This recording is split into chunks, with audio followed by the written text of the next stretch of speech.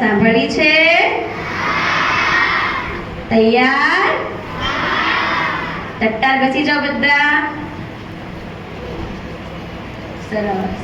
આજે આપણે સિંહભાઈની એક સરસ મજાની વાર્તા સાંભળશું.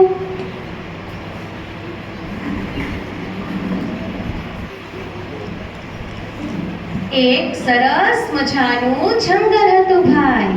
ઈ જંગલમાં ઘણા બધા પ્રાણીઓ રહેતા હતા. હાથીભાઈ, વાઘભાઈ, ઉંદરભાઈ અને સિંહભાઈ.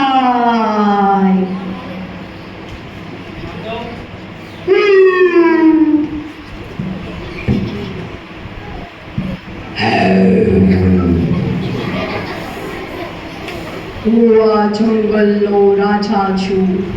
મારું નામ છે બબ્બર શેર. હવે આ સિંહભાઈ છે એ ખૂબ જ શક્તિશાળી હતા હો ભાઈ. હવે એક દિવસ તેને આખો દિવસ ભટકવા છતાં કોઈ શિકાર ન મળ્યો. સાંજ થવા આવી ત્યારે તેને જંગલમાં એક મોટી ગુફા દેખાણી. સિંહે વિચાર્યું કે રાત્રે આ ગુફામાં કોઈ પ્રાણી જરૂર આવશે, તેથી તે અંદર છુપાઈને બેસી ગયો.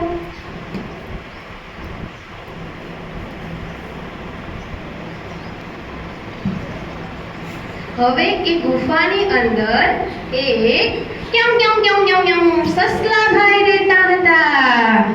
હવે આ સસલાભાઈ પણ ખૂબ જ બુદ્ધિશાળી હતા હો ભાઈ. શાણા સસલારાણા. હવે એક વખત સસલાભાઈ જ્યારે બહાર ગયા હતા અને અંદર આવ્યા ત્યારે એણે જોયું કે ગુફા તરફ સિંહભાઈના પગલા જોયા, પણ બહાર આવતા પગલા ન જોયા. ગુફામાં સિંહ છે કે નહીં તે પાકું કરવા શિયાળે સસલાભાઈએ એક યુક્તિ અજમાવી. તે દૂર ઊભું રહીને બોલ્યું, અરે, આજે તો ગુફા એકદમ શાંત છે. રોજ તો હું આવું ત્યારે તું મને આવકાર આપે છે. સસલાભાઈએ ધમકી આપી, જો આજે તું નહીં બોલે તો હું બીજી ગુફામાં ચાલ્યો જઈશ.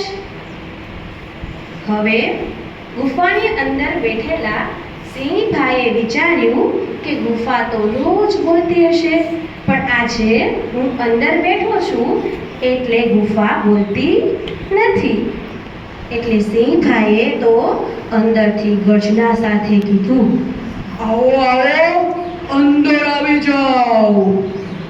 અને સસલાભાઈ તો સિંહનો અવાજ સાંભળતા જ સમજી ગયા કે અંદર તો આપણું મોત છે. તો આ વાર્તા પરથી આપણને શીખવા મળે છે કે વગર વિચાર્યું અને ઉતાવળમાં કરેલું કામ હંમેશા આપણને નુકસાન પહોંચાડે છે. આટલા માટે જ્યારે પણ આપણે કંઈ પણ કામ કરીએ ત્યારે બુદ્ધિપૂર્વક કામ લેવામાં આવે તો જીવલેણ સંકટમાંથી બચી શકાય છે. આવજો.